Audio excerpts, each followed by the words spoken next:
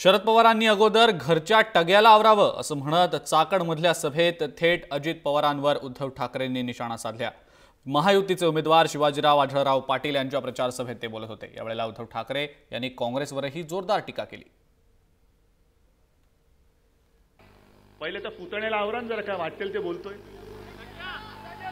इकडे माय भगिनी बसल्यात म्हणून मला काही बोलता येत नाही, पण इकडे जसं तुम्ही शिवाजीराव बोललात की धरणाचे प्रश्न, धरणग्रस्तांचे प्रश्न, पुनर्वसन होत नाही। अरे कसं होत नाही तेच बघतो मी, पुनर्वसन कोण होऊ देत नाही तेच बघतो मी। असा शेतकरी जर काही टग्याकडे गेल्यानंतर टग्या काय बोलतो त्याला, ही बात धरणामध्ये पाऊस पडत नाही तर काय लघवी करू, ही भाषा, ही महाराष्ट्राची संस्कृती। घरच्या त्या टग्यावरती तुम्हाला संस्कार नाही करतायत। म्हणजे काँग्रेसला मत हे काळोखाला मत आहे, अंधाराला मत आहे। काँग्रेस मुसलमानांकडे मत म्हणून बघते आहे। मुसलमानांना मी सांगतोय, मी तुमच्याकडे माणूस म्हणून बघतोय। आणि जर का मी हिंदुत्वाबद्दल बोललो तर मी जात्यांध, मी धर्मांध, तो गुन्हा ठरतो।